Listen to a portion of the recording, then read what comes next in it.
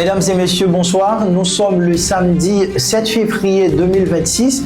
Bienvenue à ce bulletin d'information hebdomadaire où nous revenons sur les principaux faits marquants de la semaine.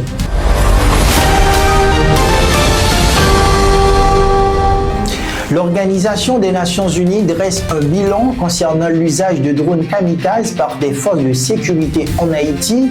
Selon des données relayées par le Miami Herald, au moins 973 personnes ont été tuées lors de frappes de drones kamikazes menées entre septembre et décembre 2025 dans la région métropolitaine de Port-au-Prince. Parmi les victimes recensées, 934 seraient des membres présumés de gangs, tandis que 39 civils ont également perdu la vie, dont 16 enfants, soulignant l'ampleur des dommages collatéraux engendrés par cette nouvelle stratégie militaire. Le bilan des blessés est tout aussi lourd, toujours selon la même source. 614 personnes ont été blessées durant cette période, parmi lesquelles 41 civils, dont 18 enfants. Ces chiffres mettent en lumière les conséquences humanitaires majeures de l'usage accru des drones explosifs dans des zones densément peuplées. L'ONU alerte ainsi sur les risques graves que ces opérations font peser sur les populations civiles, appelant implicitement à une évaluation rigoureuse de la proportionnalité et du respect du droit international humanitaire dans la conduite des opérations sécuritaires.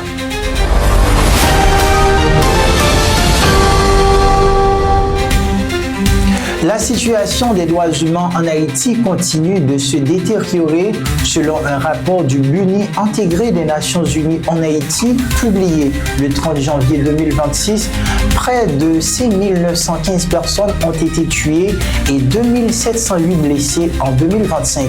Le quatrième trimestre de l'année a été particulièrement meurtrier, 1523 morts et 806 blessés. 6% des morts et blessés sont imputés à des groupes d'autodéfense, référence faite notamment au mouvement Boakali.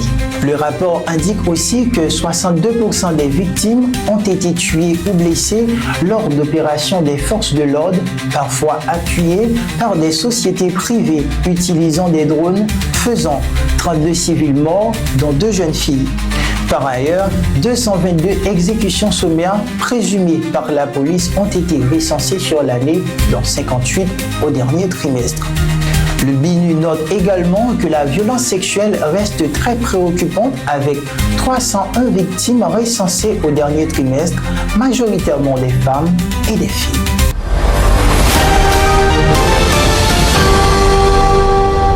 Le Premier ministre Alix Didier Fils-Aimé a décidé de suspendre jusqu'à nouvel ordre l'octroi de subventions au sein de l'administration publique, sauf autorisation spéciale de la primature. La mesure a été communiquée à travers une circulaire datée du mardi 27 janvier 2026 adressée à l'ensemble des ordonnateurs de l'État. Dans le document, le chef du gouvernement instruit les responsables des institutions publiques de s'abstenir de toute décision engageant de subvention et leur rappelle l'obligation de se conformer strictement à la directive. Tous les ordonnateurs, chacun en ce qui concerne, sont chargés de veiller à la stricte observance de la présente, précise la circulaire signée par le Premier ministre. Aucune précision n'a été fournie sur la durée de la mesure, ni les critères d'octroi, les éventuelles autorisations spéciales. La primature n'a pas non plus indiqué si cette décision s'inscrit dans un cadre de réajustement budgétaire ou de contrôle des dépenses publiques. Cette suspension intervient dans un contexte politique marqué par des tensions entre la primature et une partie du membre du Conseil présidentiel de transition, alors qu'une majorité du Conseil a récemment exprimé sa volonté de mettre fin aux fonctions du Premier ministre.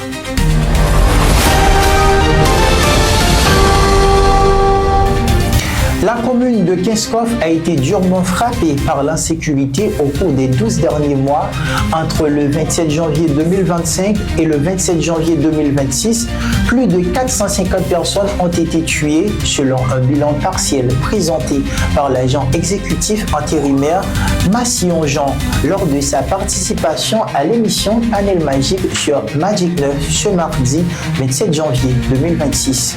Établi en collaboration avec la protection civile, ce bilan demeure incomplet en raison de l'inaccessibilité de plusieurs zones de la commune, toujours sous le contrôle de groupes armés.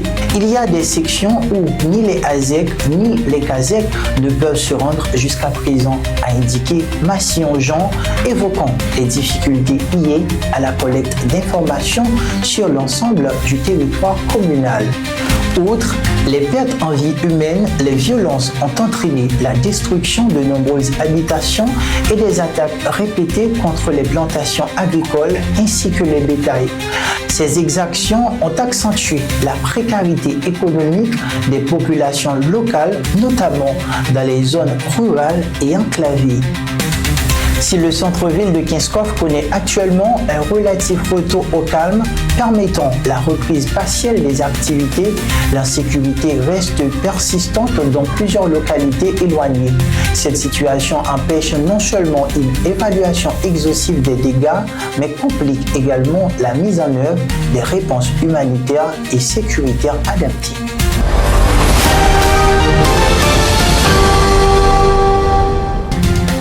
Leslie Voltaire et Smith Augustin, tous deux membres du Conseil présidentiel de transition, figurent désormais sur la liste des personnalités haïtiennes sanctionnées par les États-Unis. Washington leur reproche des faits présumés de corruption et de collusion avec les gangs armés. Avec ces nouvelles mesures, le nombre des conseillers présidents sanctionnés s'élève à 5. Fait notable, ces 5 responsables sont précisément ceux qui avaient voté en faveur de la révocation du Premier ministre Alex Didier Fizimé, une décision qui avait déjà suscité de vives controverses sur la scène politique nationale. Dans le même élan, les autorités américaines ont également annoncé des sanctions contre le ministre de l'économie et des finances, Alfred Metellus, sans toutefois dévoiler en détail les faits qui lui sont reprochés. Ces sanctions constituent un nouvel épisode embarrassant pour la transition politique en cours, de plus en plus critiquée par une large frange de la société haïtienne qui dénonce une manque de transparence, de crédibilité et de résultats concrets face à la crise multidimensionnelle que traverse le pays.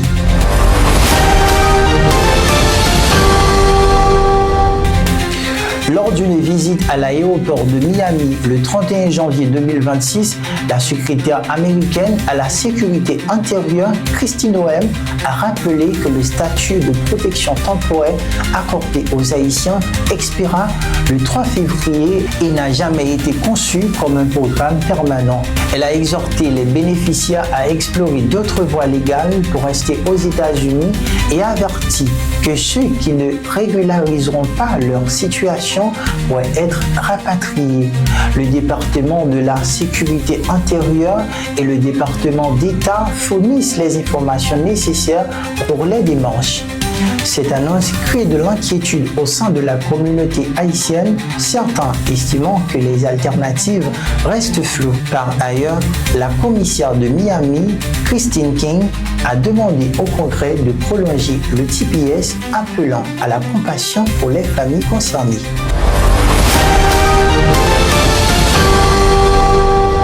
À l'échelle internationale, la présidente du Mexique, Claudia Sheinbaum, a formellement démenti ce mardi 27 janvier les informations faisant état d'une prétendue suspension des livraisons de pétrole mexicain à destination de Cuba. S'exprimant publiquement, la chef de l'État a réaffirmé que le Mexique continuera d'agir avec solidarité envers le peuple cubain, précisant que les décisions liées aux exportations d'hydrocarbures relèvent exclusivement de la souveraineté nationale. Elle a insisté sur le fait qu'aucune pression extérieure ne dicte la politique énergétique de son gouvernement. Claudia Sheinbaum a confirmé que la compagnie pétrolière publique Petróleos Mexicanos poursuivra ses livraisons de pétrole vers Cuba.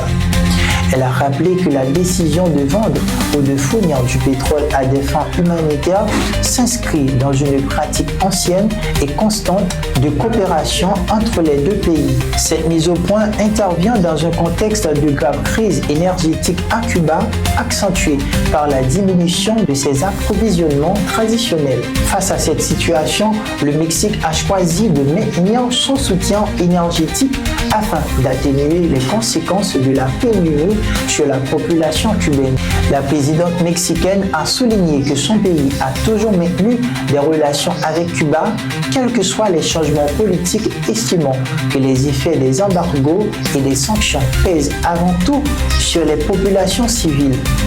Lorsqu'il y a un embargo extrême, ce sont les peuples qui souffrent, a-t-elle rappelé.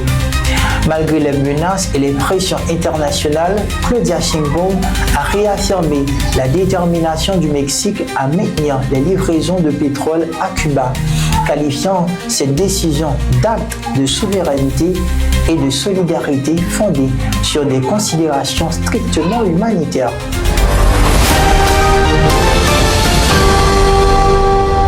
La présidente par intérim du Venezuela, Delcy Rodríguez, annonce que les États-Unis ont commencé à débloquer des fonds vénézuéliens gelés par des sanctions internationales, affirmant que ces ressources serviront à des investissements publics, notamment dans le secteur de la santé, a-t-elle déclaré mardi à la télévision de l'État. Rodríguez, en poste depuis le 5 janvier après l'arrestation du président Nicolás Maduro par les forces américaines, affirme que les fonds concernant des avoirs vénézuéliens bloqués depuis 2019 sous des mesures prises par Washington.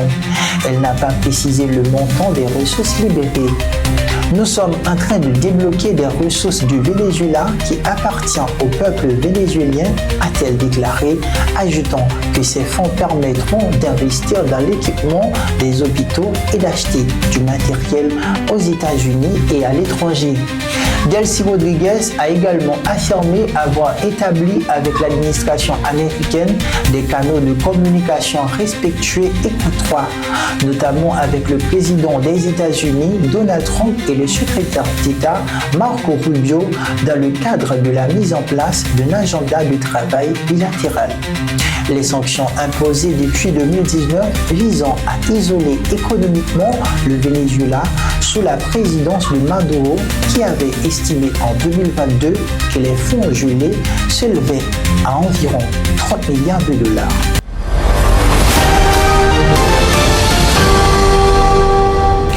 Le président américain Donald Trump a officiellement signé le traité instituant le Conseil de paix, une nouvelle alliance internationale présentée par Washington comme une alternative aux mécanismes multilatéraux traditionnels jugés inefficaces.